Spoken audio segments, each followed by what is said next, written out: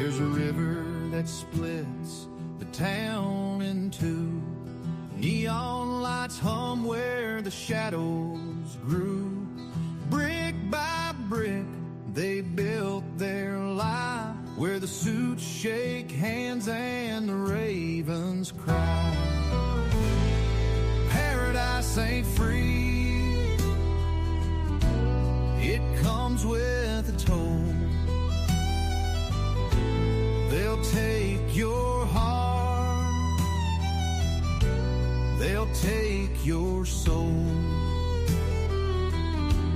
Under neon moons, with secrets untold,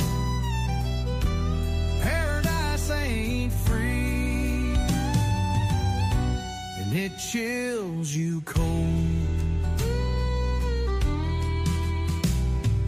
Factories groan where the darkness snores, behind polished walls and marbled floors. The fog rolls deep, it shrouds their lore. You'll pay the price once you walk through the door. Shadows watching, eyes that glow, from alleys where the lost don't go. A deal with devils, ink and pen. You won't be you when you leave again. Paradise ain't free.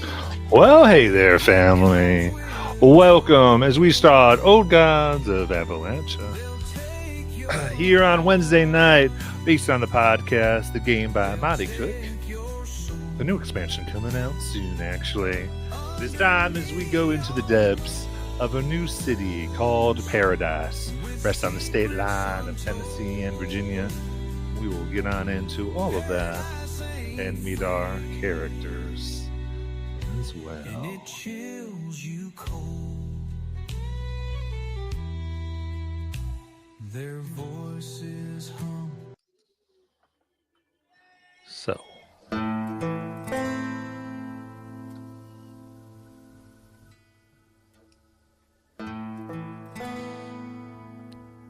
Paradise, Tennessee and Virginia, 1922. Long ago, the Supreme Court had decided that Paradise be split. Places that they called it put much of what did belong to Virginia over to Tennessee. That split a town that once was one straight down the center didn't seem to mind to those in the lofty offices of the barristers. No, indeed. And two governments, for what it was, couldn't really decide. The citizens on one side or the other both felt Paradise was theirs, the name and everything. And while there were many discussions of what to change it to, something about it just felt right. Well, that wasn't quite the term. In fact, no one outside of those who's made the newspapers and stood in front of the marbled columns of City Hall would ever use the term right. More.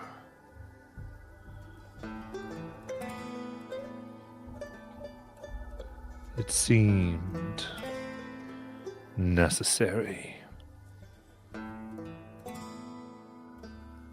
And thus those, whether moved by something deep they couldn't quite explain, a shaking of hand as they tried to write other names, wrote Paradise.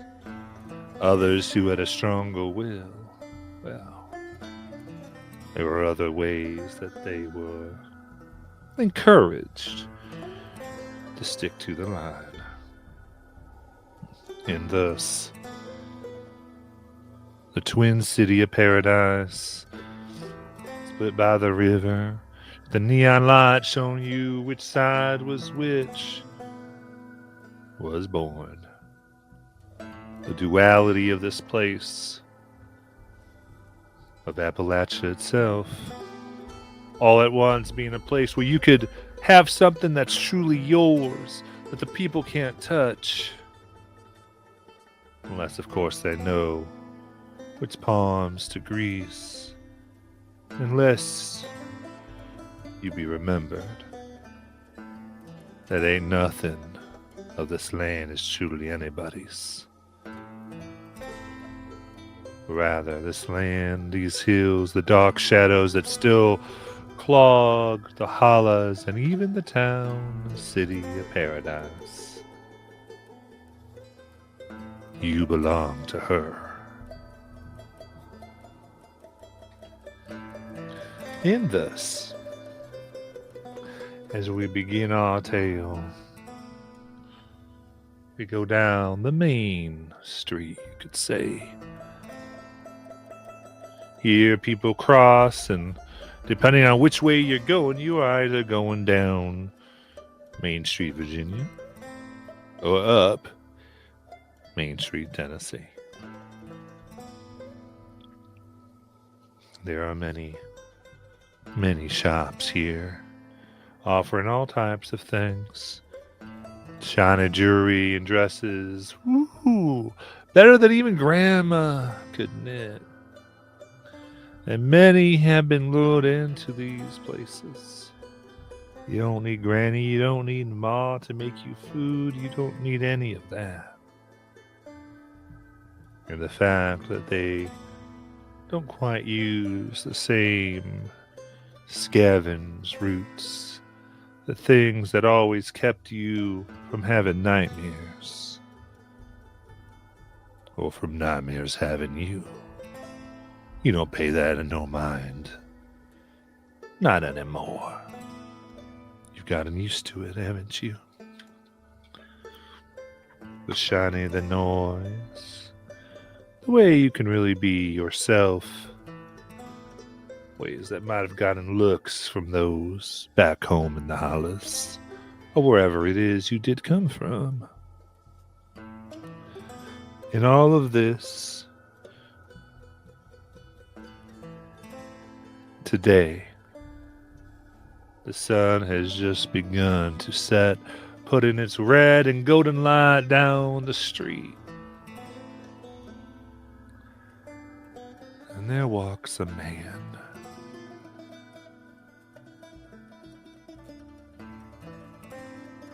Down Virginia Main Street. And there walks a woman.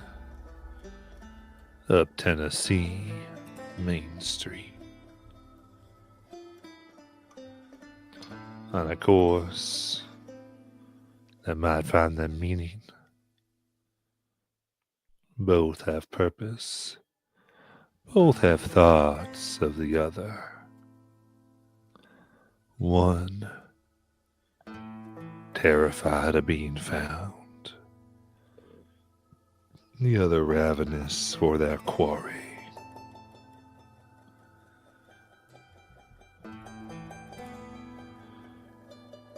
And as they both walk, the smell of old burned stone, wood, and whatever it is they put in these buildings to keep them strong just lingers down the road. Not long ago, there was a fire here. One that, of course, was set by no mean of anybody. You know, these accidental things happen all the time, as those in charge made sure everybody knew. And while 3 folks in particular were responsible for making sure the whole thing didn't burn, they, while thanked and praised by the residents, experienced a bit of a cold shoulder from the government and hardly any recognition at all. No. And in fact, by the way they talk, it's as if the fire just stopped by itself like it was no big deal. those who were there and those who had died tell a very different story.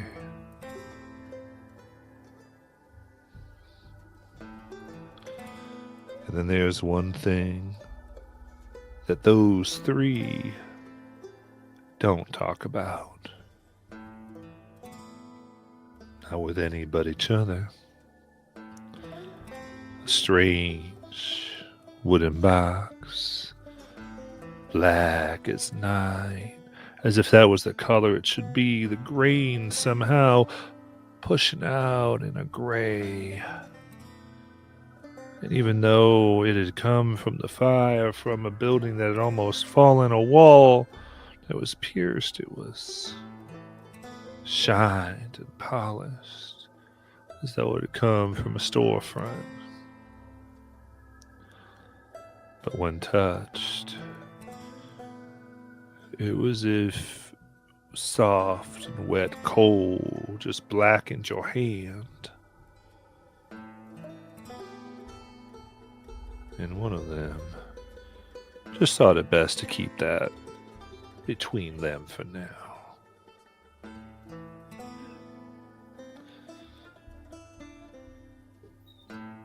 Now, each of you are closing up your shop and your stuff for the business to make it to the scheduled meeting you all had decided upon.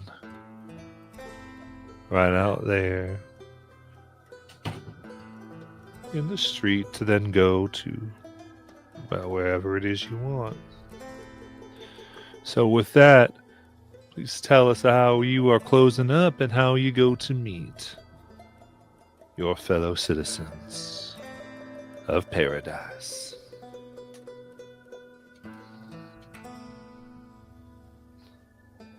Whoever would like to go first?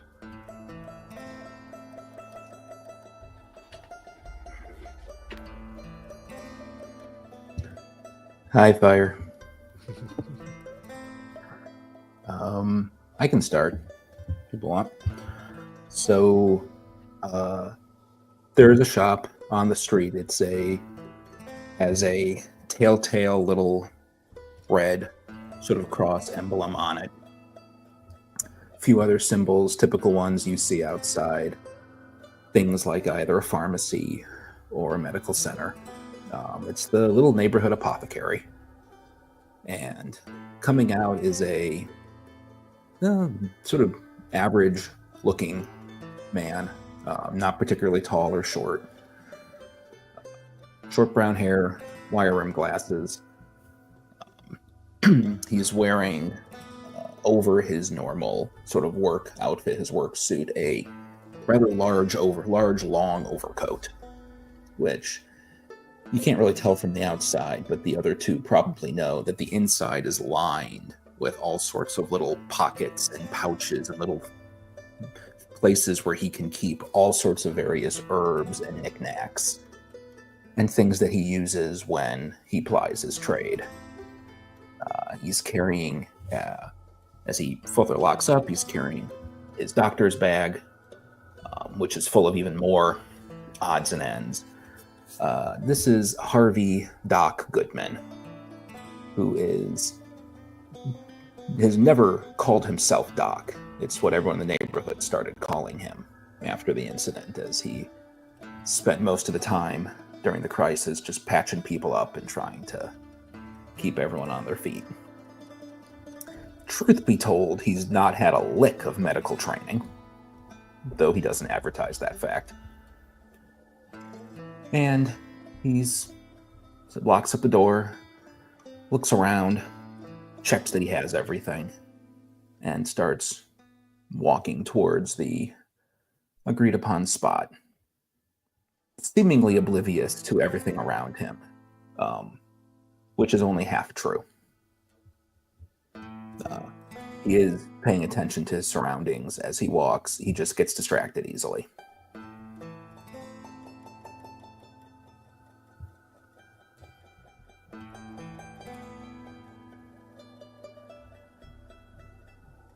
And who's ever next?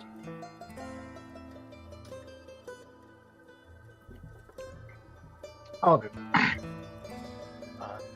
So, coming out the alleys on Main Street, not coming out of any shop particularly, will be a rugged individual wearing his black felt Western hat, as it is the season for felt, and he's carrying a big bag of tools.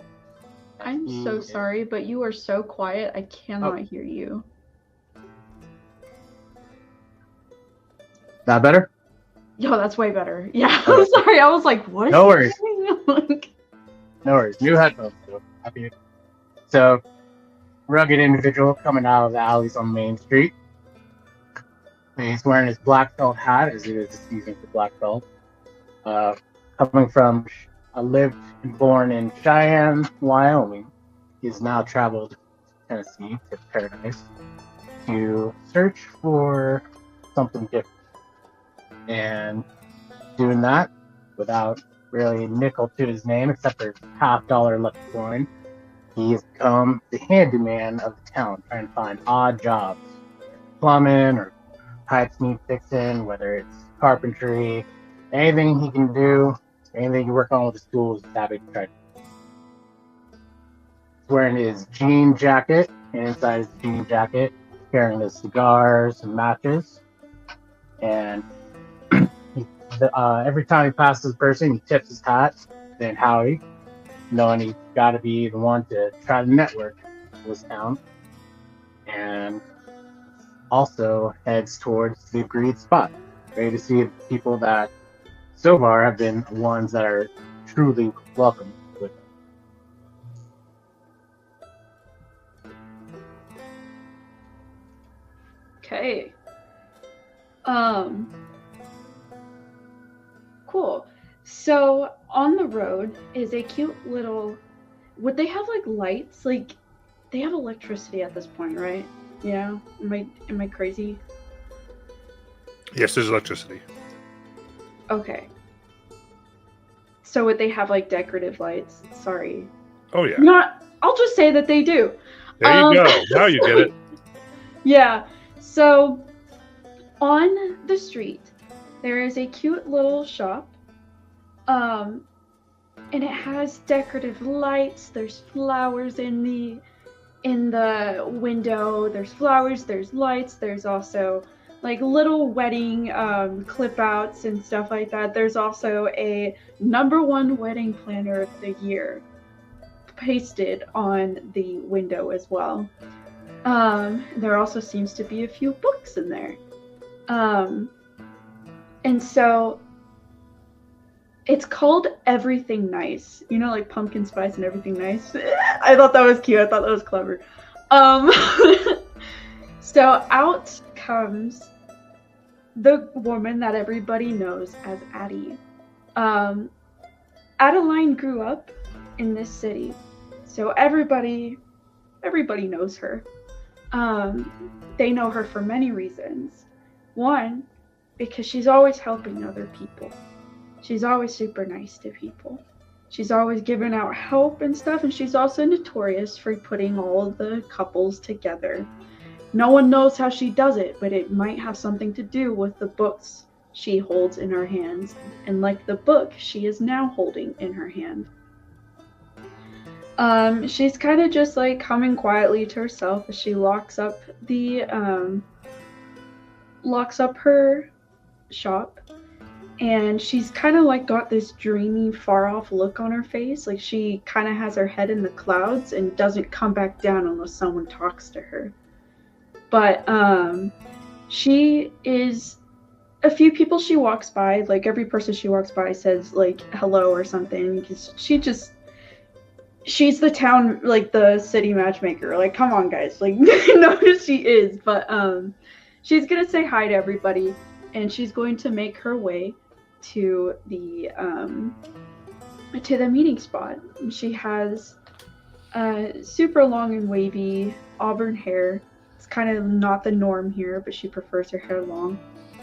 Wearing a pink dress and has a little flower in her hair, like a little flower clip.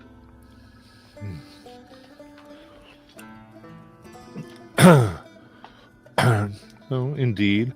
Walking down, we do see Adeline and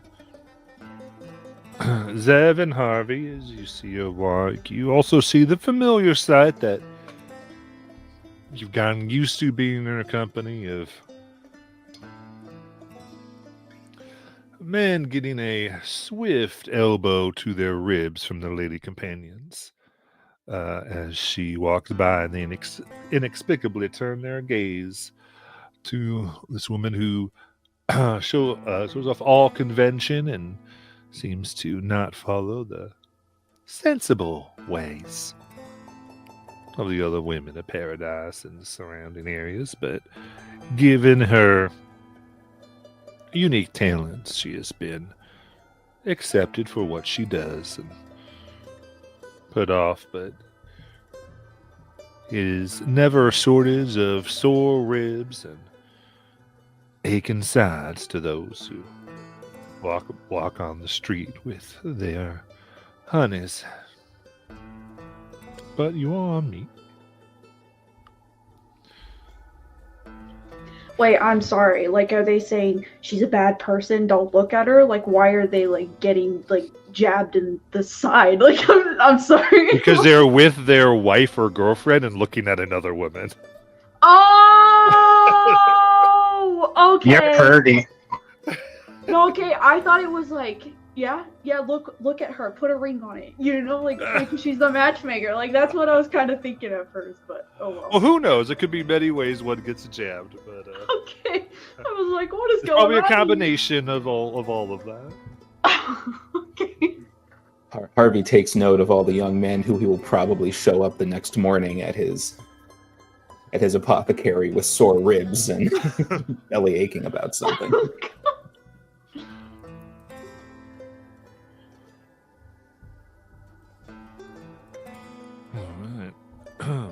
So, thus met, it is the order of business you have called today to discuss really one of the first times you've met since the fire, which you all had. So this is a way you can RP, and any details that you kind of want to be true, you can just sort of talk to them and kind of work that out as you have this conversation.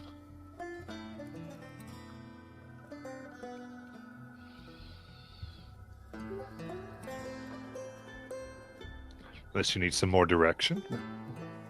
Well, we're at the meeting spot, right? Do we all see each other like we're kind of converging? Yeah, paths? kind of meeting, and anyone can describe what you think the spot is. Probably someplace sort of out of view, maybe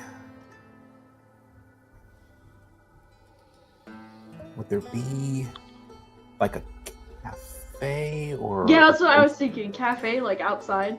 Yeah, where we'd have some kind of little table in back. Maybe we helped the owner of the restaurant, specifically during the fire, so we kind Perfect. of... I was gonna suggest out back as Adeline well. got their wife together. Yeah. They're married because of Adeline. Just kidding. Sorry. Go ahead. I'm sorry, Zev. I didn't mean to interrupt you. Oh, no, I was just agreeing. Yeah, somewhere out back. Like I thought that was perfect call. Okay. So let's do a cafe then. Okay. All right. Wait. Oh, so this is just a meeting between us three, right? Yep. No Yep. else. Okay. And why are we having this meeting again? I'm sorry. So, hey, Zev, hey, Adeline, Addie. So, Addie, what you reading? What you reading lately? You can see the title, can't you? He's gonna sorry. He's gonna like lift the book and she's like, it's the same book I was reading last week. Of course. See, I don't see how you can keep reading that book, Adeline. You just keep reading the same thing over and over. Like, gotta be something more interesting than that. That is so not true. If you read it, you would like it too. It's got a wonderful story. Look here in chapter 13. She's gonna open, wait, no, it's just like, here is where she meets Prince Charming, but she won't discover that it's him until chapter 3. Not me quoting Beauty and the Beast right now, I'm sorry. Adeline, you got the whole town here. Like, you know that Miss Johnson, I just fixed her pipes for her faucet. No, she's actually seeing some other guy. Now, I think that's more interesting in that book, right? She's saying some other guy? Oh, yeah, but that's on the hush. Oh, who is she? Like, who is this other guy? I don't know, but it ain't Miss Johnson, I can tell you that much. Goodness. I was the one that set them up. I'm insulted right now. Oh, Mr. Johnson. Oh, has that rash that he had cleared up? I gave him that. I gave him that poultice. I don't know if it's at least 75% chance of working. 50% chance that it might just change the color of the rash, but I don't know if you found out. He hasn't come back by the shop lately. Oh dear. Well, I ain't know nothing about no rash, but that could be why Miss Johnson ain't looking for him. How do I subtly give Miss Johnson a warning? I don't know anything about no rash, and I really honestly do not want to know anything about that rash, but well, I highly recommend this book for you, Zev.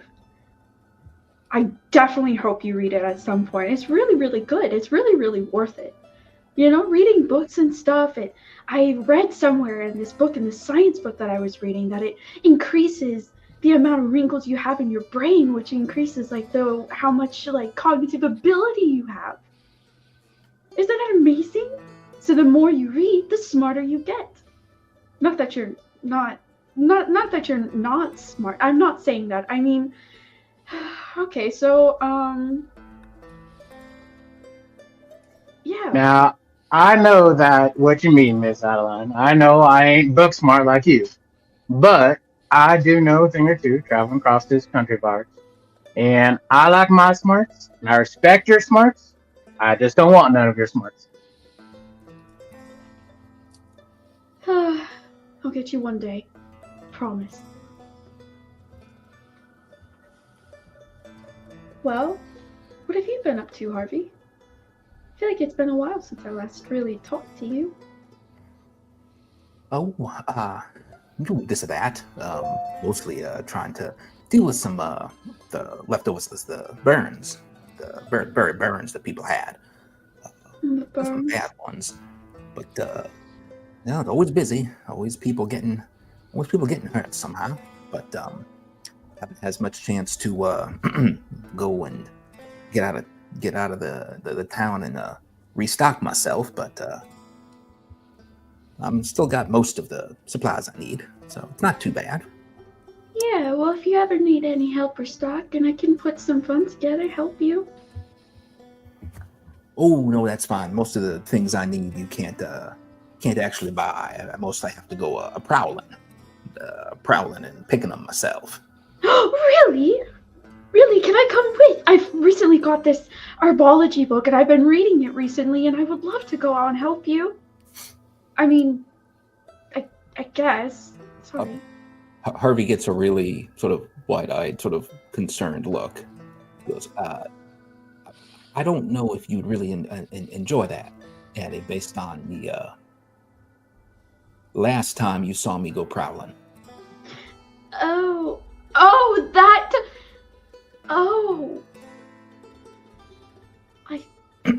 It's just the easiest way to get around. I don't want to talk about it right now. Right, well, it's... yeah, of course. So... sort of looks expectantly at both and Addie, like, why are we here again? So as you all look at each other, and you know that you were just planning to talk about what has been going on. Talk about the strange things, the fire, the way that people had not even really recognized, and almost like it was a bother when you met with the official people who were supposed to take care of things. But as you all look to do this,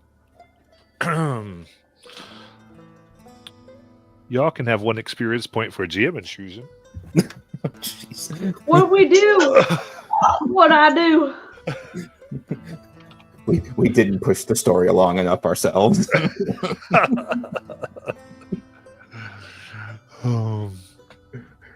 Wait, what? I'm joking. He's making a joke. So go ahead and mark an experience. Okay. Is what I'm saying. So it's a GM intrusion, which means I'm making things horrible and hard, and you get experience for it. All right. I do want to say I am so happy that you are consistent, Matt, with like very first sessions that there's going to be something wacky thrown. I'm very happy you're consistent. Thank you very much for doing that. My expectations are now, I know where they're at, and I appreciate it. Not swinging. So, a this brown suited man with a gold red tie approaches the table as it goes. Looks at you, Zev, Adeline, Harvey. It's good to see you all. Wait, who is this person's name again? I'm sorry, I hear names. You don't recognize them. Oh, don't recognize them? Okay, that's why I didn't know their name. Cool. Great. Zev will tip his hat. Yes, sir.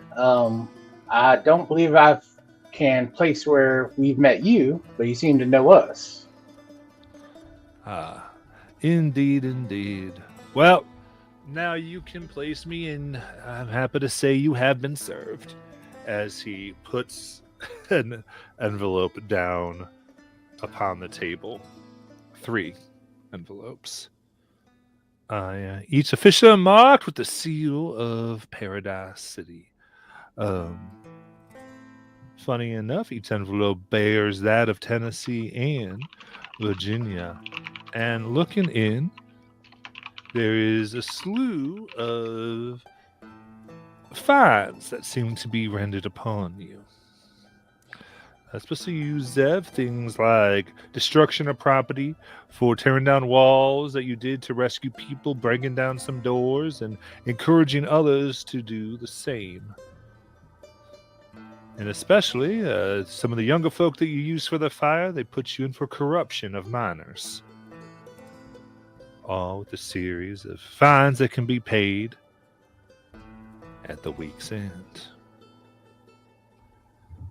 Adeline and Harvey, there are lists of things such as the state of your buildings, different complaints about health and the way things are stored, as well as malicious gossip for Adeline, and for unregistered medicinal compounds for Doc.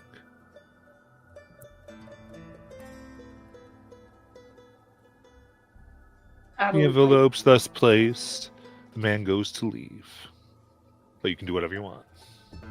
Adeline's like having a panic attack right now. Like she's freaking out. It's like I've never committed a crime in my life. I don't know what they're talking about.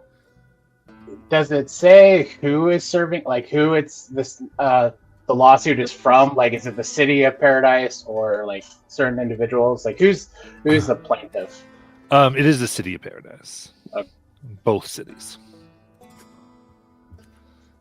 Wait, so okay, as in there are 2 different lawsuits, like one from Paradise, Tennessee, one from Paradise, and it's like double. Oh my gosh. Okay.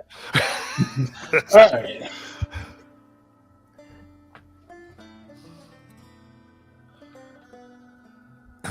If nobody stops the guy from leaving, Harvey will wait for him to leave. But I want to, if either of the others want to do anything before he does. Zev will actually stand up. Now, wait here, sir. Wait. Now, as the one who's serving us, you're supposed to tell us who is serving us. Now, I see it's the city here, but who is it from? Is it from the mayor of each city? And what is their what is the reason for all this gripe when we saved that building and saved others? Well, I have to say, sir, I'm personally very glad of what you all ended up doing.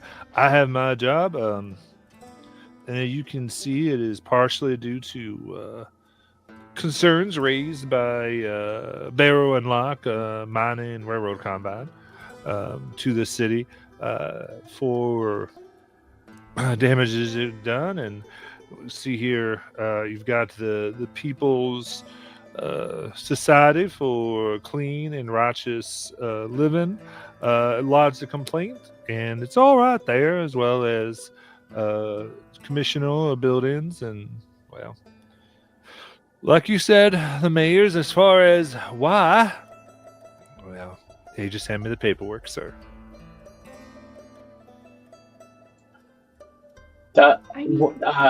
Do we know, like, or like, have we yet to establish like which building or buildings we saved? Like, were they just like apartment buildings, stores, or? Yeah. So the city is mostly on the bottom floor. It's like all storefronts, and above them are where people rent out apartments. Yeah. So you would have done both because of it. Okay, gotcha. If that makes sense, because. So Zeb will call back. So we're being sued after we saved the town's economy and all those people, and to help prevent no money going in by keeping their stores and those people going. Is that right, good sir? Well, you know what they say, no good deeds goes unpunished. Well, back where I'm from, every one good deed deserves another. So I don't see the connection here. I'm actually glad to hear that, because as soon as I walk through that door, my business here on the city's behalf is done. Well, thank you very much. Indeed. I hope you have a wonderful rest of your evening. And she's like almost crying right now. Like she's like so freaking like anxious. He walks outside the door and takes off his overcoat, brown overcoat, loosens his tie, and unbuttons his shirt a little bit. And when he comes back in, you can see there's more of a worker shirt underneath the nicer shirt that just is a little dirtier. He goes, "Oh, well, I've been asked to give you some letters from somebody who wants to help y'all." These aren't the what? Are these different letters? Well, of course. If there are any more lawsuits, please do us a favor and don't give them. No. I told you my shift ended as soon as I walked out the door. This is from my, nighttime employer. You gotta do what you can during the day, but mouths to feed and rising prices and all. Well, you know how the farms have gone. We all need something, and today I'm a courier. And slides a very cheap brown envelope, though nice and well cared for, sealed with a nice little sticker, and simply written in a very, very fine and beautiful cursive, almost calligraphy-like, but just short of being too ostentatious, is the script to the heroes of paradise.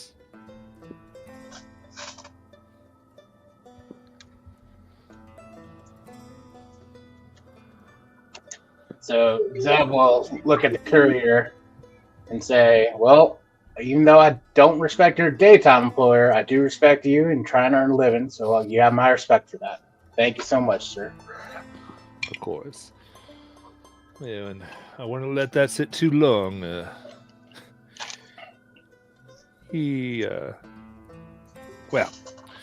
Let's just say he's a busy man. And Again, will essentially go to leave.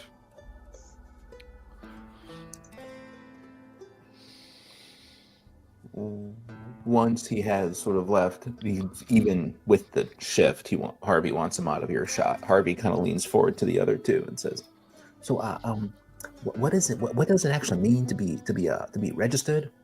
Because I don't. It says unregistered medicines. I don't actually." Yeah. Oh, I mean, I suppose all doctors, they kind of get certificates and, they take tests. Maybe that's what they're talking about. Oh, okay. But it's okay. You're a good doctor. Even if you don't have all of the certifications. Well, now, I never, worth noting that I've never called myself a doctor. I am not a doctor. Simply a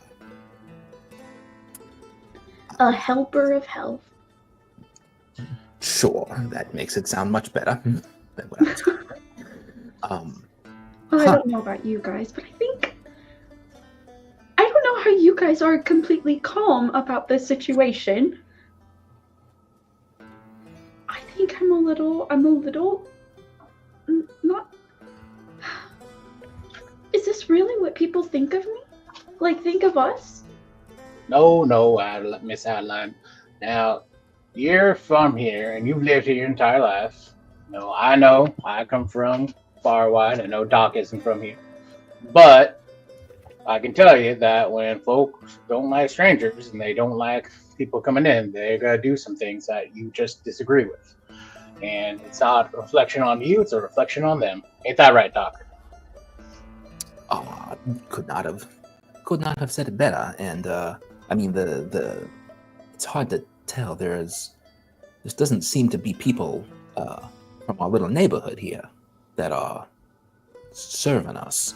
It would seem to be, as Zev pushed out of our friend, the folks in charge of the city, and a few of these other groups. There's Barrow Lock. They're the train. They run some of the trains, don't they? I don't think I've ever even had any interaction with them. And I don't know about this other one, this Society of Good Living. That's a lot of words for that little society, and I'm not sure I quite understand them either. I don't even think I've heard of them, and I've lived in this city my whole life. Well, it all comes down to one thing, y'all, and that's money. See, them buildings there, they got destroyed, but they don't want to fork over the money. So, what's the next logical thing? They make someone else pay. And who else was there but us? And so, obviously, we're the biggest targets. So that's why that we're getting these lawsuits from these high-powered people, because they're too cheap to help the real folks. Well, if worst comes to worst, my best friend Thomas, he's a lawyer. He could help us, maybe. Do you know him? Thomas? Oh, sorry. I have to come up with the last name. I only put Thomas on her page. I don't know why I didn't put the last name. You probably only called him Thomas. Yeah, hold on. Thomas Ambrose. Thomas Ambrose. You know Thomas Ambrose? Well, no, you've spoken of him a great deal, and but I do wonder if we seem to be getting a hint that we should, and Harvey kind of points at the large brown envelope. It looks like somebody may already be trying to help us, though. Oh. Clandestine as it may be. I'm just saying it might be good to have a plan B. Sure, well, let's see what this plan A is first, and as this mystery courier has proposed to us, if you take a look at it, I think, Doc, or you, Miss Adeline, with your book smarts, needs to read it, and hopefully we can understand what it says. Maybe you should read it. Kind of give a introduction for your new hobby. She's going to pick up the brown packet and extend it to Zev. And she has this shit-eating grin on her face. Like, Zev will just smile. Miss Adeline, I thank you very much for your kind offer again. But I you think I better feel take the like packet right now. Yes, Miss Adeline. And I'll take the packet, not wanting to upset her, and he will open it and read it out loud to the best of his ability. All right. You read it.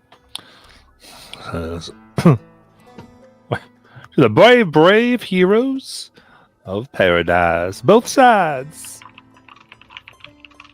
I must say I do love and admire those who are willing to be hurt and sacrifice and even be known for the greater good. It's a real treat. Though, as you can see, it lands you in the crosshairs of those who maybe want bad things to happen. Now, I am sure that after this, I'm confident that after this, you will go into life a bit more open-eyed. But I thought that being the amazing, generous, and erstwhile philanthropic person I am, that I would offer some help. And as it so happens, I'm a bit overbooked, you must understand. I have extended myself beyond even my vastly capable hands, and thus, well, could use some heroes. I do hope you will take my offer, and as such, I will take care of your numerous and rather deep and unsettling legal obligations. Of that, you have my very word. Now,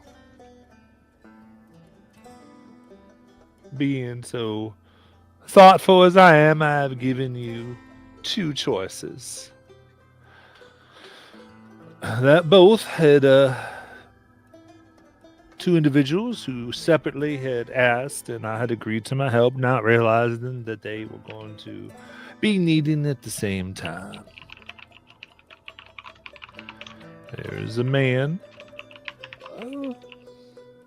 good and fine as far as I've been told, who is looking for people to keep him out of sight, and is also looking for something or someone or some other things. Needs God and people who know where to go when no one should ever see you. That type of thing. And also, there is a refined and amazing young woman who is here to sightsee and find individuals who meet certain criteria. And she is most motivated, and I must say demanding as well, but pretty as a peach. With a pit just as hard. So, I simply ask you to choose one of these. Now, as fortune may have it, if my more than capable courier is done as instructed, and I'd imagine that you have a good half hour to decide which of these you will take. And you will rather begin to walk along the Virginia or Tennessee line, respectively, and come to them. And I, of course, seeing which one you take, will take care of my other obligation and see them well. Many wishes, warm regards, and of course, very, very, very good luck. Signed, with the utmost confidence in your abilities, J.T. Fields.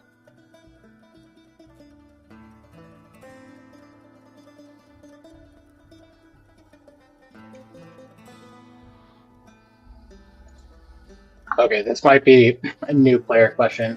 Is there any way we know who JT Fields is? All right. That sounds like an intelligence challenge to me. Okay. All right. So this is kind of history or knowledge of the area. So it's up to you if you have any skills there. If you see anything that you think might fit in knowing this person. It's not something that necessarily advertises, but could be well known depending on the circles you travel in. I do have Know Thy Neighbor. And it says, if you've invested yourself in a community, has spent at least a few months living there, which I have, you can learn things about it through a variety of methods. Sometimes contacts slip the information to you.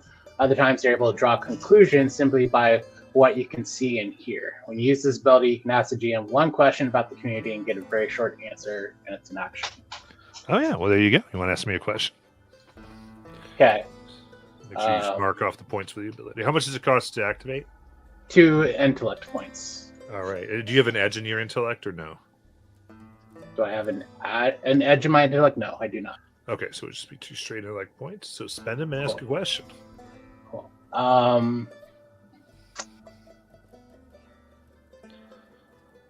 How?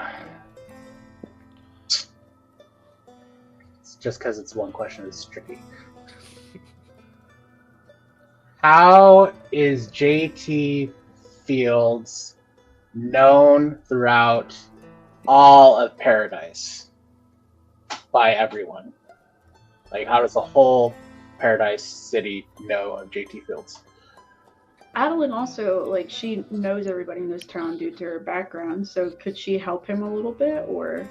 Well, I think you might make a roll because he's using an ability that is helping this. But Mr. JT Fields is well known to be a businessman of all types, whether it be land deals or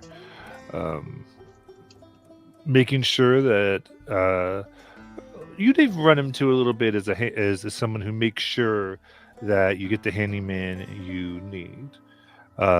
Might have had a job or two where he had arranged for work before you could get there, before you could even make an offer, almost as though he knew a roof would break or something needed to be done. Though he never seemed to be the one doing the work himself, always hiring it out to someone. And most notably, it is he who everybody except the authorities know is the one who seems to provide most of the liquor to all the speakeasies in Paradise.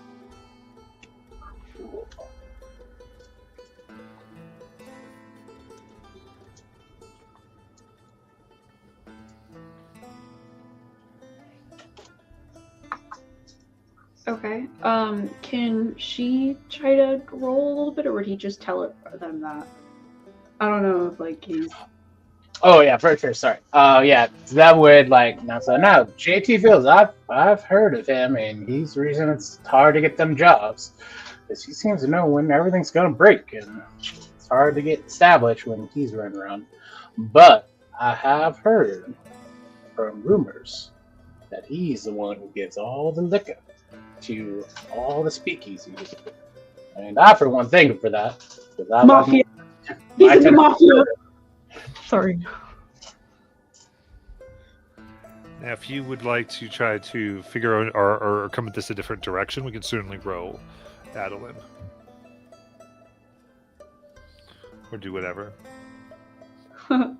Is there...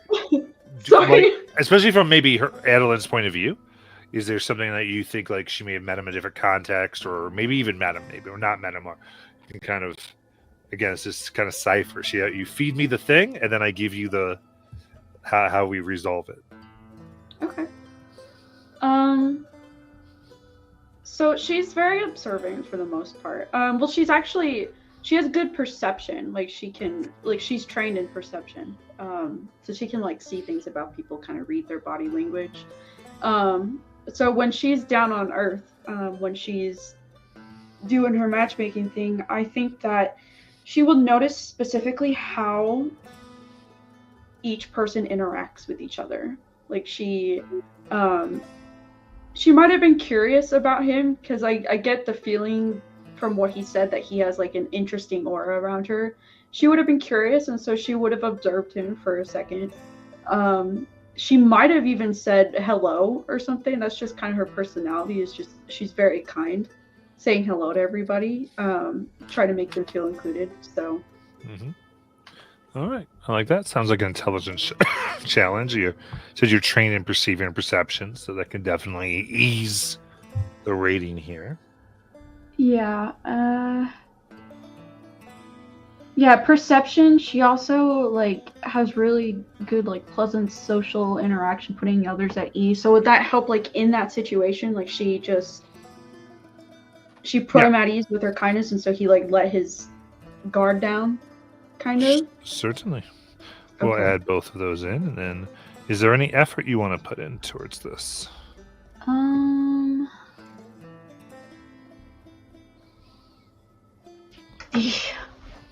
I don't know. I'm being kind of like, you know what? Yeah, I'll put an edge into it. I'll put 1. And I have 2. Well, I'm gonna put 1 effort. I have 2 edge in my intellect. That's what I was trying to say. All right, time to use magic dice. That is a 13. 13. All right, give me 1 sec.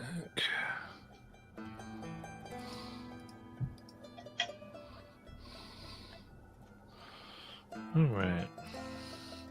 So we had eased that by 3.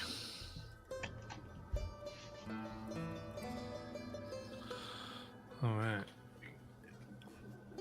You recall meeting Mr. Fields. You do remember his full name is Mr. J.T. Fields III. And when you met him, it was interesting. You applied your charms and ways to put people at ease, and it was almost like he was already at ease when he talked to you. It was mostly a middle-aged man, a slight round around the belly, but nothing to be ashamed of, and simple suit and coat, depending on the occasion. More workers' clothes or nicer things at a wedding.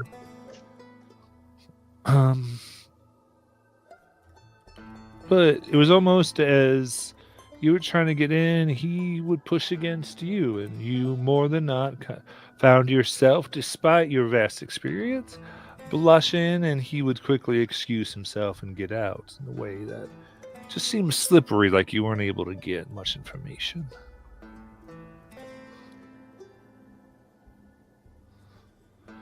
And so 13 did not pass the check. Dang it.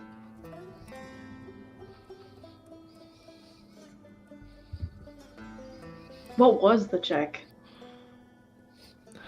So it's... I can't tell you that. Oh, dang it, freak! Dang it! That gives you too much information. Dang it. So just because we're all doing it, but I really don't know. I actually imagine this is going to be a pretty high challenge for Harvey, because he is,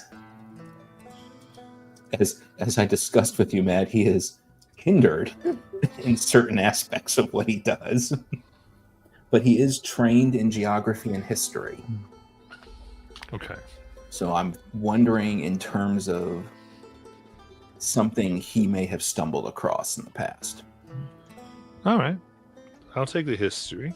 Okay. And then we put any effort towards that. Yeah, I've got an edge in intellect. I'll go ahead and put a one effort in. Let's see what we get. He's in the mafia jet. Harvey is oblivious. That's a 7. Oh. Harvey does not ring a bell, unfortunately. Harvey has never heard the name. Okay. Well, I mean, it sounds like I've never had the pleasure of seeing him. He's never come around the shop, but he sounds like he's fairly. I forgot I had another skill.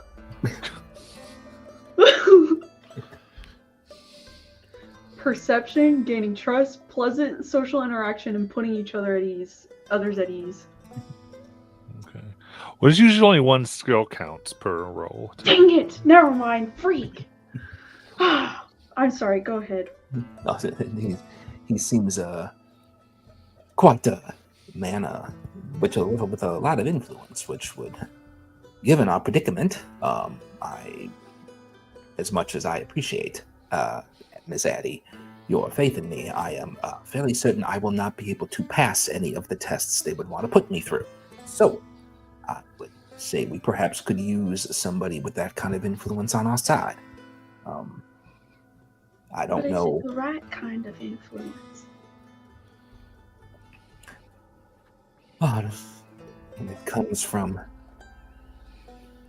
you just say, powers beyond our ken. I'm not sure there is a good kind of influence, just the one we can use. I don't. She's gonna like kind of like bite her her thumbnail for a second. She's still like holding on to the book. She's like, she already had like an anxiety attack about this, and so she's like sitting here. He's like, but he doesn't seem like a very. I spoke to him at one point, and he was very evasive. I'm not saying that means he's an untrustworthy person. Well, maybe. Sorry, now I'm real scared that everybody thinks I'm bad-mouthing everybody.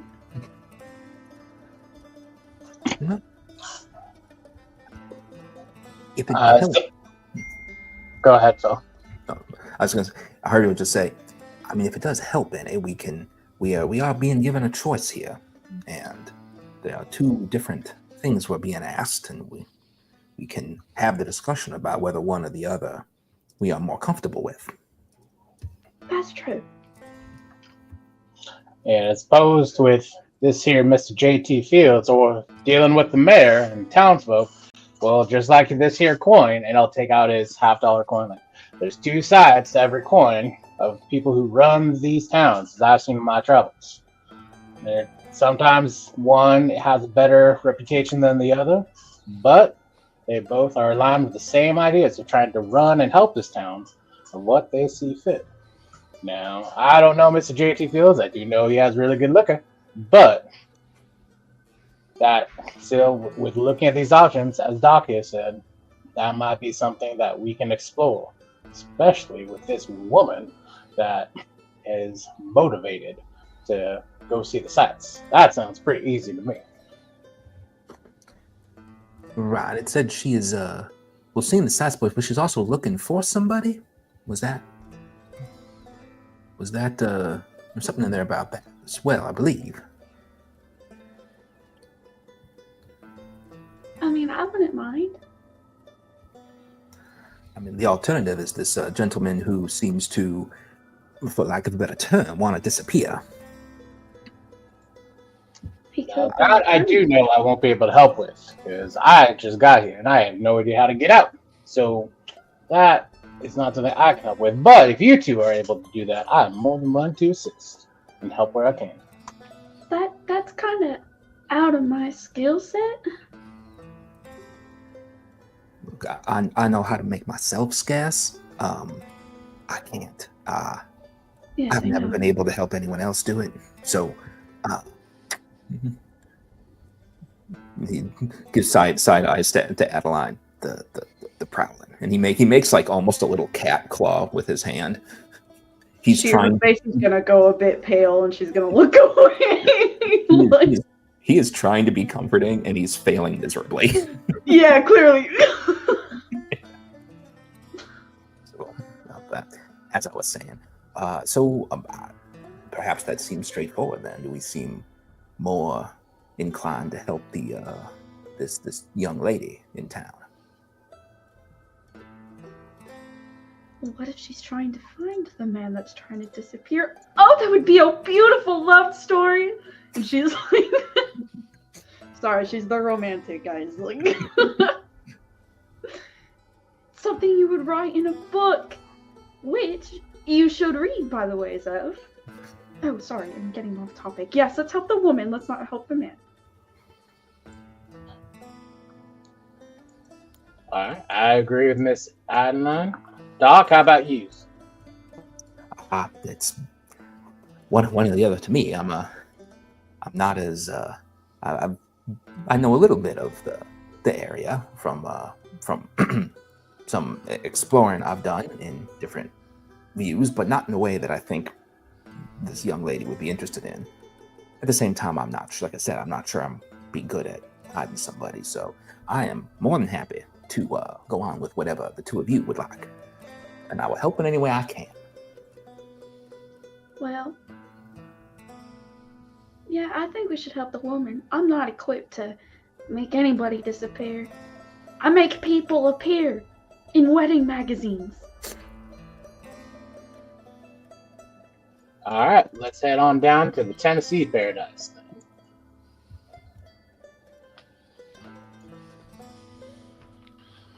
All right, so you're interested in the woman, yeah?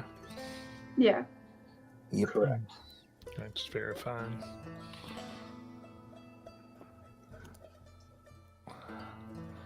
Walk around now that the sun is setting more. Come down to this side. There's always slightly more dirty, it being a little nearer where the tracks come in and where coal is shuffled in and out. But still, for Paradise, I like to keep more things clean. And it's a bit more out of the way for all of you.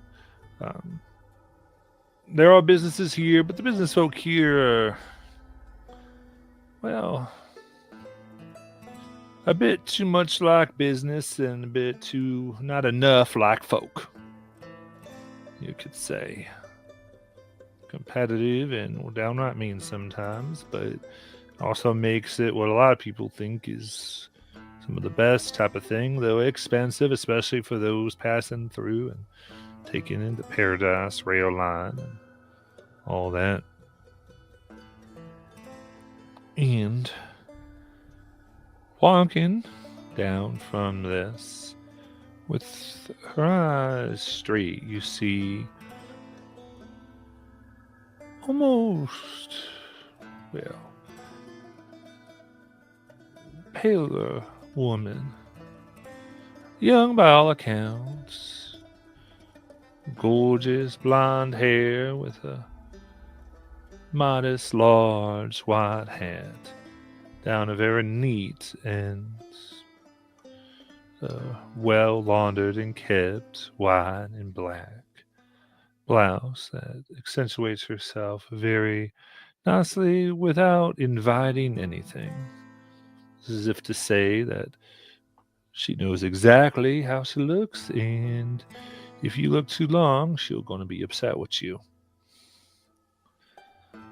She walks somewhat hurriedly, quick, though relaxed in a strange sense. It's almost like one step takes her the length of two, with an elegance, straight-backed.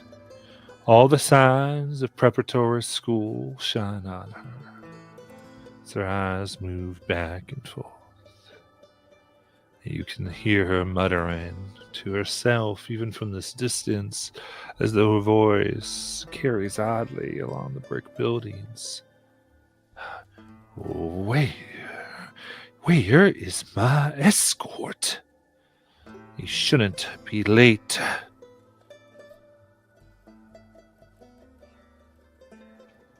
Is that our cue?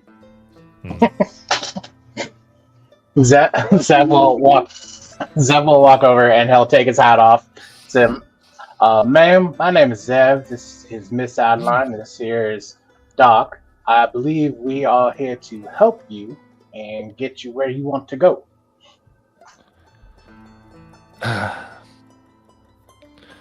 Very well. Who sent you?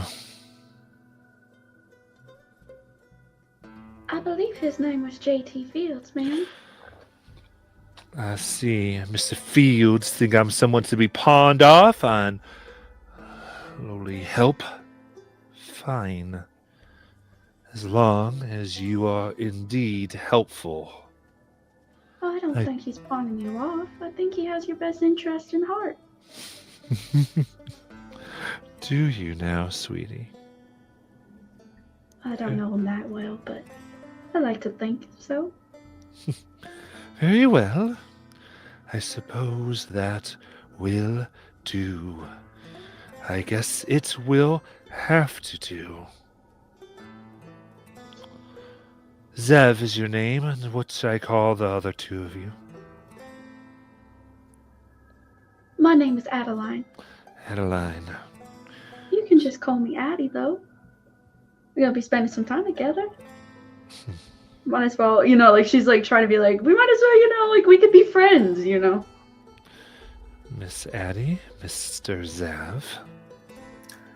Javi.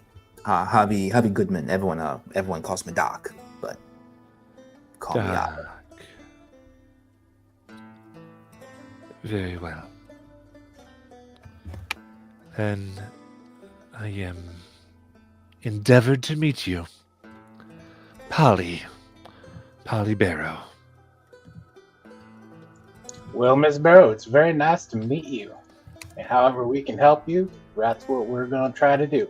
Because JT Fields only wants the best for you. That's why he asked us.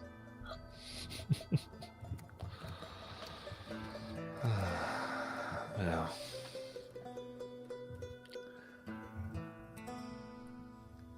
it is, I guess, comforting that you have such an opinion of such a slippery man.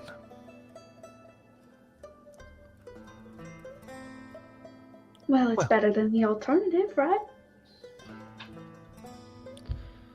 Like she's trying to say, wouldn't you rather look for the good in people than the negative?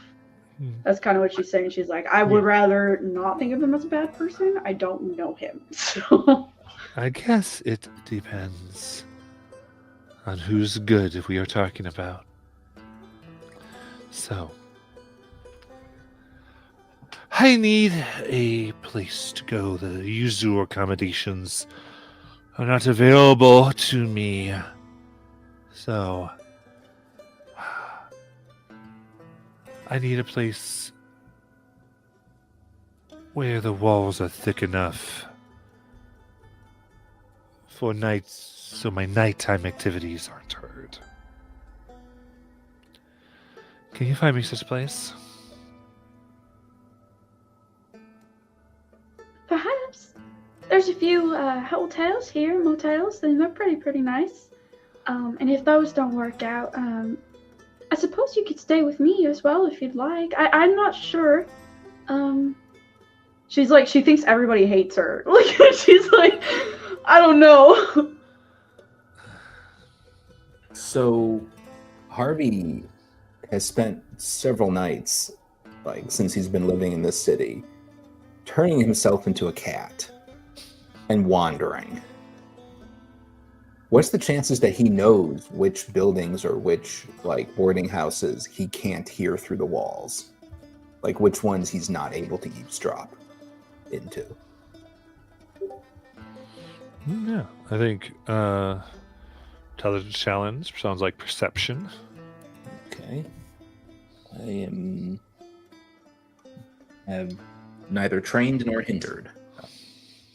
But we'll put an effort in, certainly.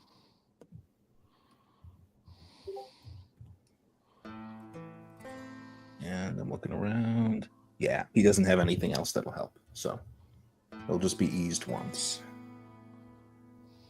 All right. Come on, let's roll better. That's an 11.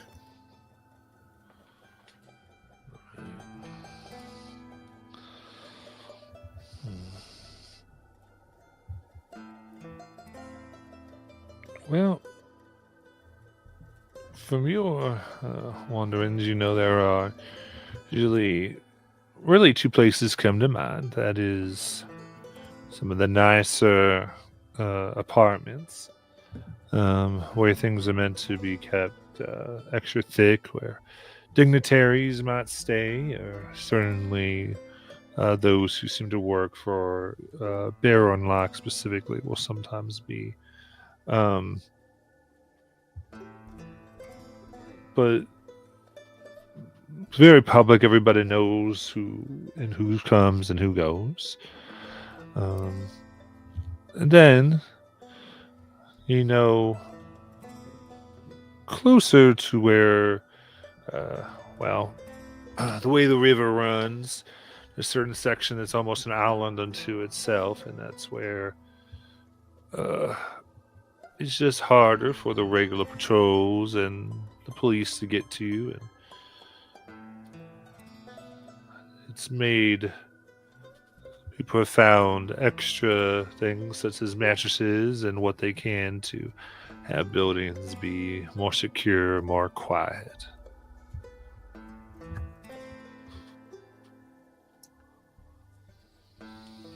Well, now, Miss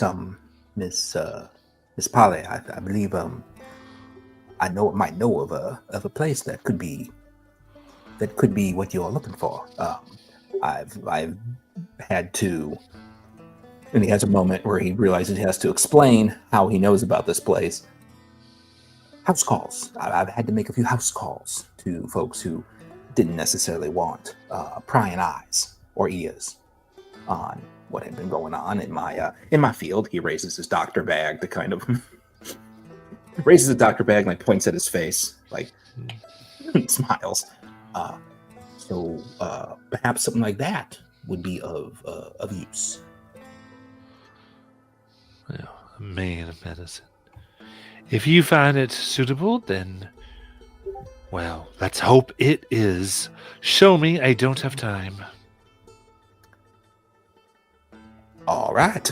He now looks at the other two, realizing he's now got to lead everybody. Okay. And he'll start.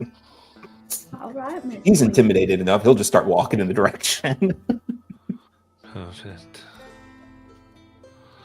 She'll begin to walk quickly with her. She'll say, now, after I'm settled, it'll be time for us to get to know. I'm here looking for someone. Well, someone specifically, people who have skills that might make them stand out. The type you tell your tales for, you might say. Especially Annie, that seemed to have a particular reputation for crossing lines.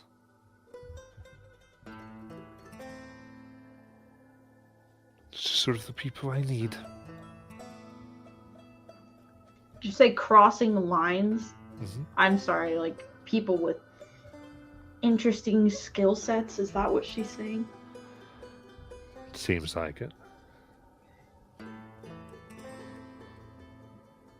I'm no criminal. I don't know if she's talking about them specifically, but she's like, I'm trying not to get sued here, so I don't.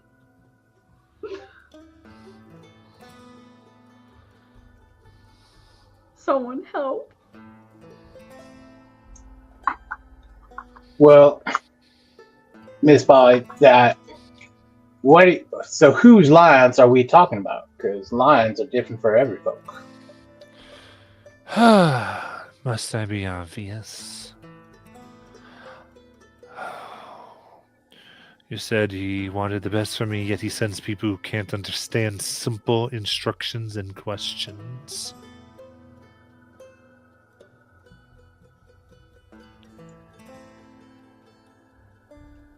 I don't like this lady, I'm just gonna be honest.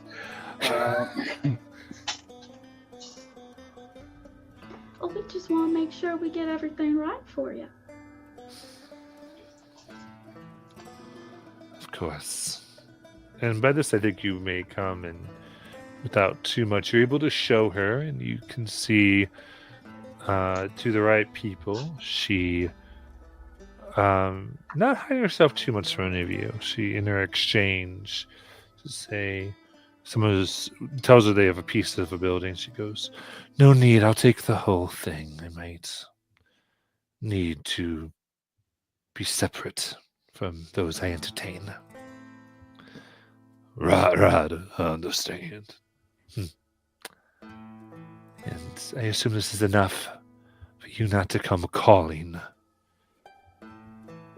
Of course, yes. She hands over what looks like to be about $100. Yeah. No, you're right. Good. Now, you three, let's go to the new office, shall we? She invites you all in. Yes, ma'am. Yes. She's a real queen bee, isn't she? My grandma used to call them tough cookies.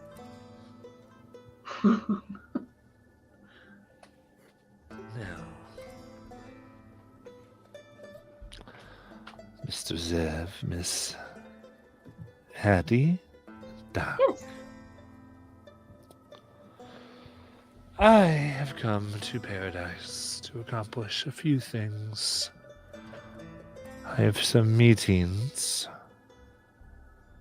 mostly night meetings with a few of the senators and city congress people here. In addition, as I said before, I am looking for people who might be willing to do the things that these very people I'm meeting with would find distasteful.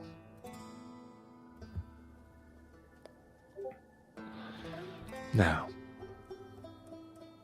lastly,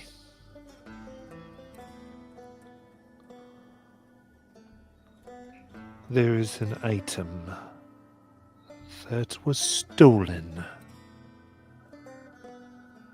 from an acquaintance and friend of my family. And it is very important that I get it back. And ideally, break bread with the individual in question. So, these are the things in which I need help for. And I am quite used to not having to give specific orders, but rather people who are capable of figuring it out themselves and don't need to be told everything. And as you have been given with me, I shall treat you with the expectation as such, as well as the ill should you disappoint me. Are we clear?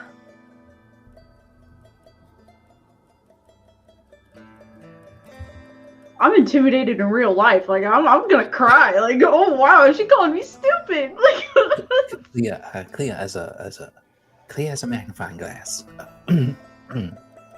Yes, ma'am. Mama, my mama raised a bitch. I'm like scared of her.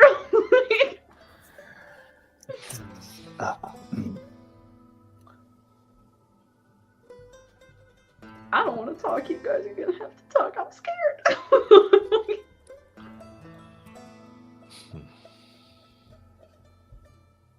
Yes, clear as can be. I'm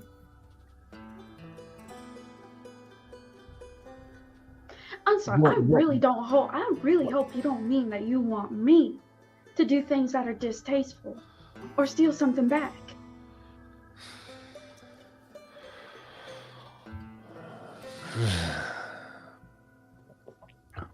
It doesn't matter to me how dirty your little hands get, Miss Addie. But if you don't wish them to rot, I suggest you find ways to accomplish our goals here. Zev will step forward. That And now- align. Now, Miss Polly, There ain't no need for that. Adlin was expressing concern. What is it that you need, and what information can you give us so we can accomplish this task for you right away? That way we are not intruding on you and your time here.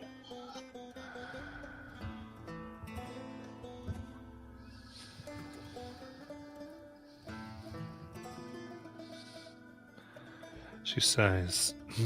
What wasn't clear? Okay, this is above table. I have no idea what you want from us, Matt. Like, I'm literally freaking out right now because I do not know what you're trying to get at, like, at all. Sure. I think.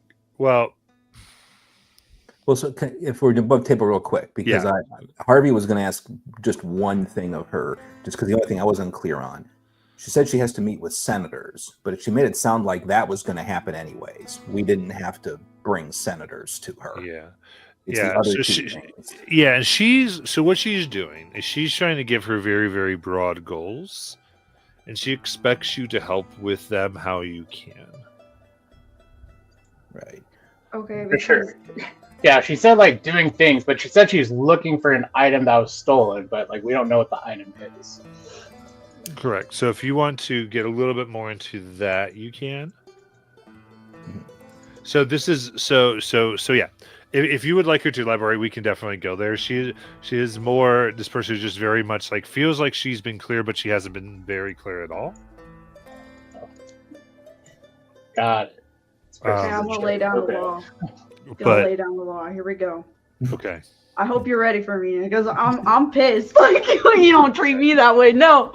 So Adeline, she's gonna be like, all right, I understand that you want us to do these things for you, but we can't do those things if you're not specific or clear about what we want to do. We have no idea what that stolen object is, who stole it, where it is. So how are we supposed to retrieve it if we don't know where it is? We're trying to help you, but you need to help us too. If we don't know these things, we can't help you. Okay.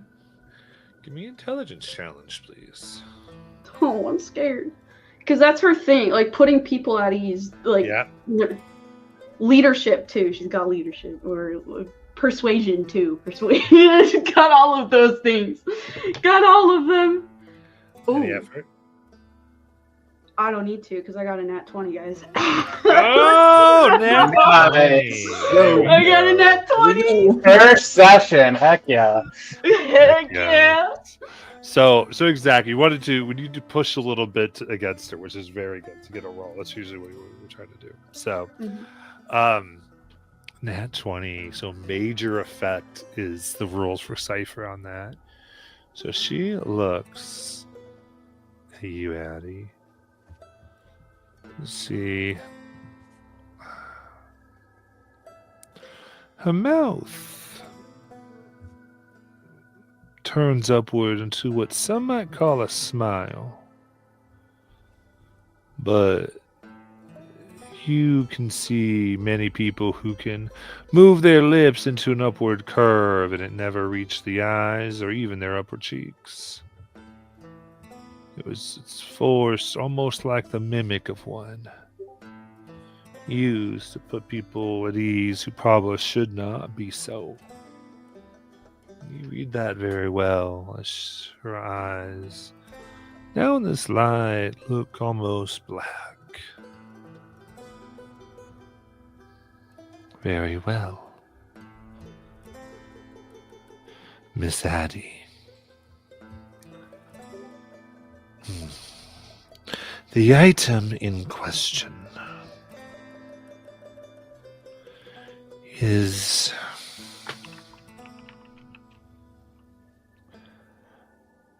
made of antler. What shape it will be in, I do not know, as the family associate themselves was not certain.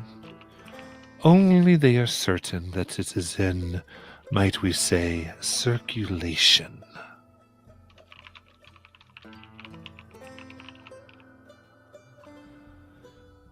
And in a place such as paradise, it is always possible that other items of antler may be here as well. All of which were stolen from our associate.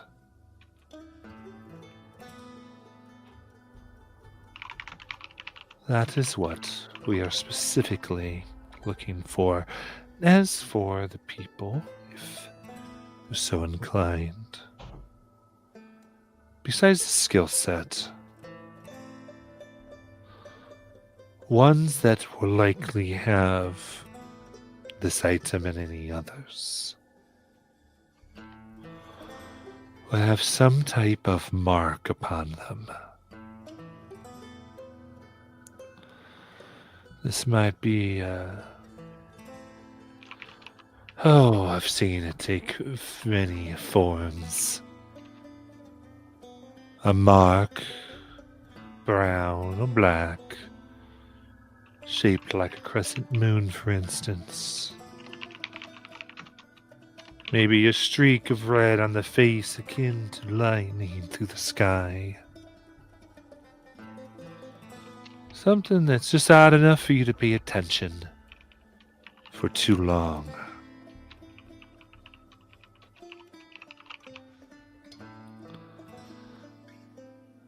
Anyone who you feel needs to be talked to beyond your capability, feel free to introduce them to me when I'm here.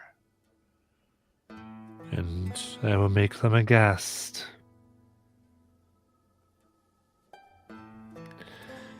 And give them all the hospitality that they will require.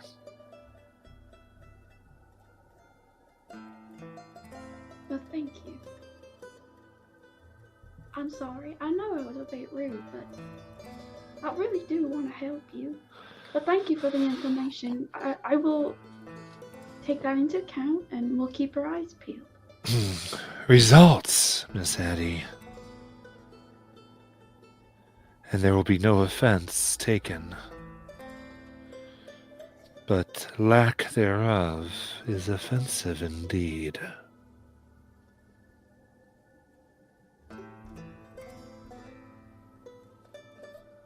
Huh? I'm sorry. That she's saying that the reason.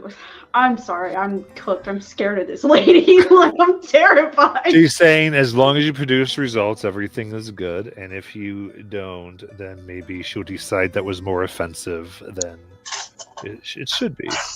Okay. It's a pass fail. Okay. Okay.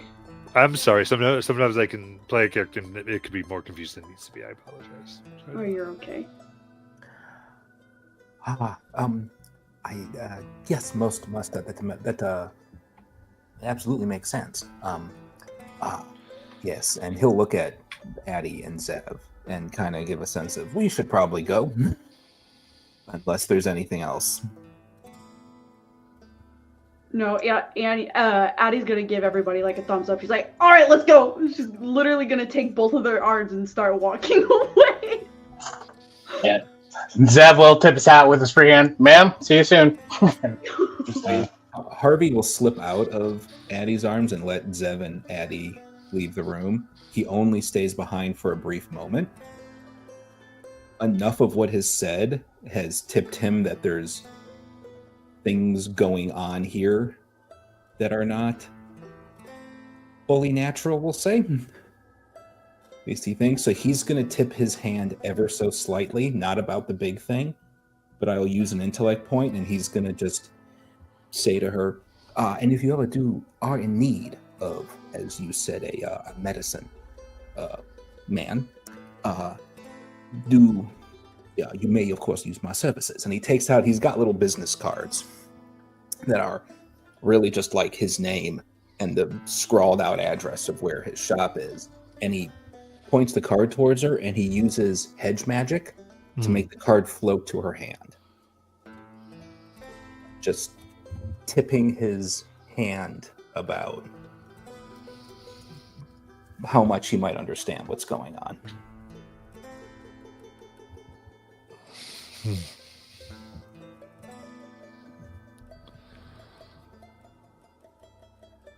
She gives it, she stares. Ah. Now I see. That skill, Doc. This is noted.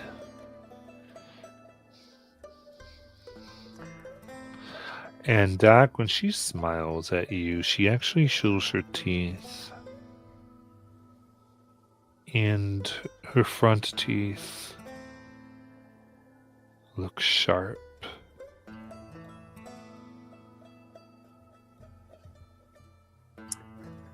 Doc clocks that, and he just says in the brightest voice possible, "Pleasure to meet you, man. I'll be on my way now." And he just leaves out the door after.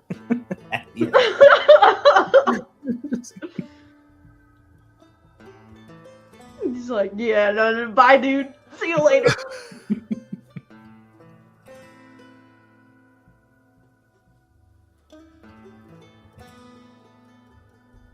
All right.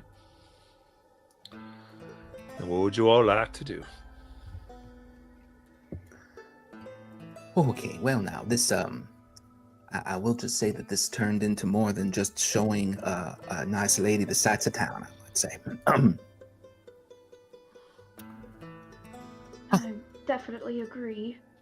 I'm sorry, I can't decide on country or British. I do not know why I keep slipping in between the both. Oh, good. It can take a few sessions for you to be happy with what you like. That's okay. Yeah, I'm not sure my voice is consistent yet. Same. Oh, good.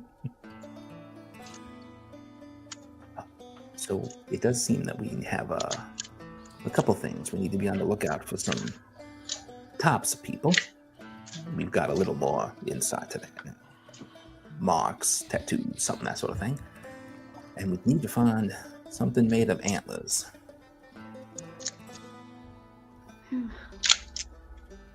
I'm not sure I know where any of that could be. I don't know. I don't like this whole business, but I think we don't really have any other choice, do we? Plus, I kind of yelled at her, so I'm kind of scared of her. And she said, we'll be in trouble if we don't do what she says. Doc's eyes just get a little bit wide when Abby says that she's afraid of her. And he goes, "I concur. I'm with Miss Addie. I'm not. I'm fairly terrified of our current employer. So it would be best if we at least attempt to do this. And I just don't know if we need to gather some information." Yeah, Zev not knowing anything about this woman, like, yeah, no, she seemed kind of pushy, and I don't know about this riding thing, but she seems like she's gonna be disagreeable if we don't do this for us. So, what should we stop first? Those antlers or them peoples with marks? Well, I think that she said that we could find those things if we looked for the people with the marks. Or did I hear that wrong? This sounds like this might be a connection. She mentioned there being lots of things with antlers in circulation, or things made of antler of different forms in circulation. So I think the two tasks are not fully separate from each other. All right, well, I guess we'll have to keep our eyes peeled. So I don't know about y'all, but I think I need like a minute to process what's happened today. yeah. So, and her name was Polly Barrow. And saying that, Doc's eyes light up. Wait a minute, is that the same as Barrow and Locke? I have that right, don't I, Matt? That her last name was Barrow. Is that the same as Barrow and Locke? And yeah. Oh dear. Well, who is she, Doc? Barrow. Her family is Barrow of Barrow and Locke, one of the groups that is actually suing us. Huh. Yeah, family runs. Well, actually, I don't know. You want me to roll this? I don't want to metagame this, Matt, because Phil knows probably more about Barrow and Locke than Harvey does. I mean, some of it. I mean, it's fairly depending on what you want to do. Yeah, this like the common. I think the common thing he would tell you is that they run the railroads, right? Like they run the railroads, and they run the mining company too. Is that all the same? Yeah, it's a combination of, you would know, Barrow Mining Oh, okay, and Lock Rail. gotcha. That's what it was. Okay. So yeah, mining and railroads. Those two families are. You see the name everywhere. Well, that explains how Mr. J.T. Fields says he can alleviate our lawsuit then. If this was one of those people that sued us, maybe he's going to get her to drop the lawsuit first. Could be. Is it too late to switch over to the man? I'm scared of her. Now, this might help us. If somebody has stolen something from the Barrow family, it may be easier to find information about that. Okay, plus, if we don't do what she said, she's going to be mighty upset, and we saw how she reacted. So, I think we're kind of stuck, Miss Allen. I know.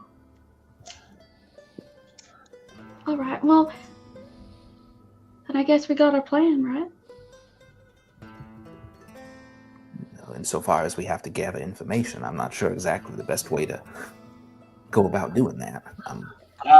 Can Zev do Know Thy Neighbor again for, or is it just like one ability per session type of thing? No, you can use as much as you want to score points. Okay, cool. I would like to use Know Thy Neighbor again. Mm-hmm. And my question is, okay, so it's about the people are linked to the antlers. Where, just because it's you, Matt, I'm being very careful with my words. Where do the people with those certain type of marks, the ones that really stand out, where do they gather the most?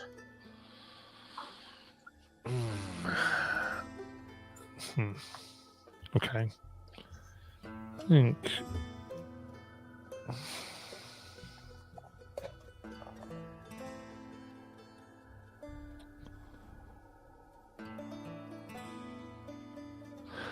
I would say around here.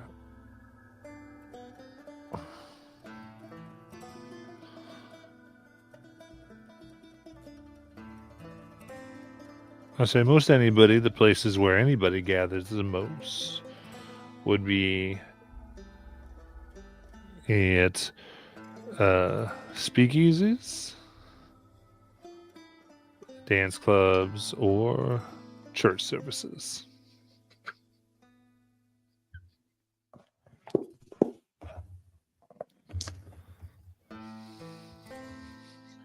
So Zev will relay this information through. Well, with these people, I know from doing all the handiwork, I know that we'll probably find them in speakeasies. That's probably a given. Maybe some clubs, but I do believe some of them folks do go to the church as well. I would rather go there than a speakeasy.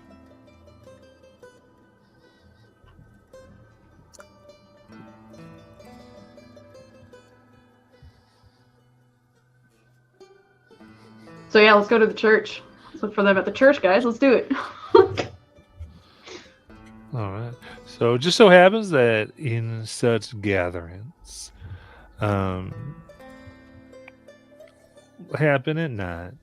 Most at night, specifically in the middle of the week when it's not on Sunday, so that they can socially gather and compare what it is they have. And though it is places where one can move in and about. And of course, Miss Addie, you are known to have been in just about every room of every church in paradise.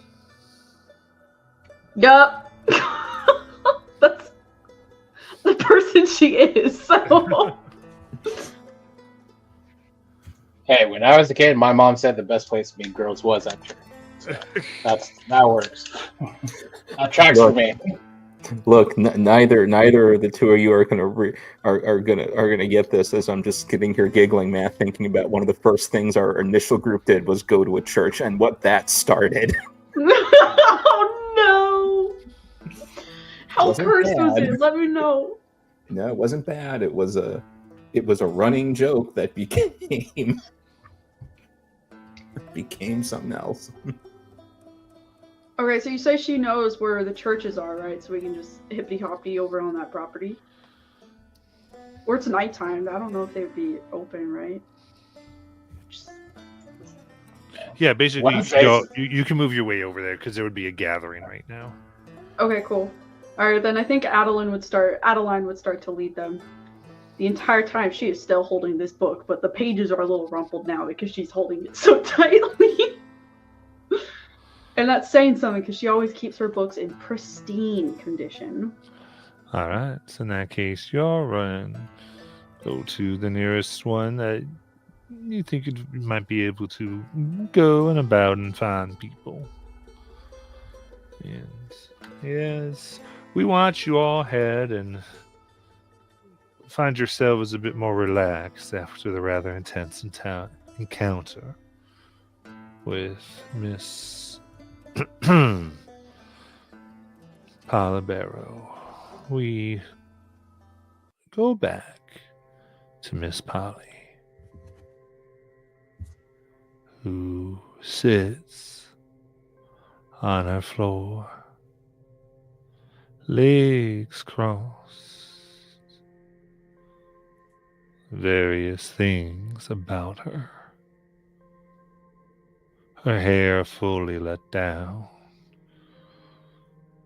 If one looked closely enough, you could almost see pieces where it was razor thin.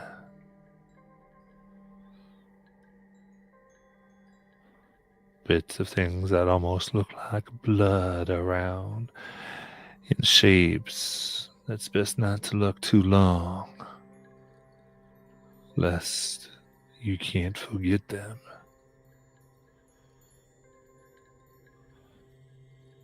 Her perfect makeup,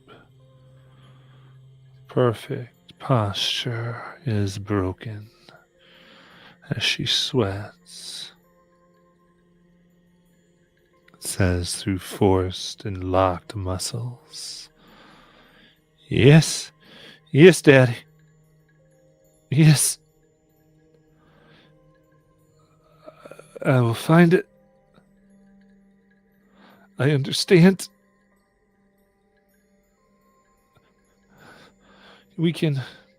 I'm ready.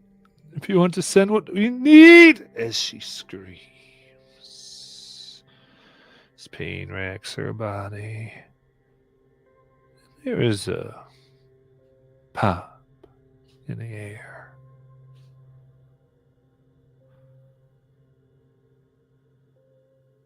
She collapses. Whatever she was doing is done. She lays on the floor and her eyes, tired, exhausted, drained, look upon the three objects that now rest in front of her, that did not a moment ago.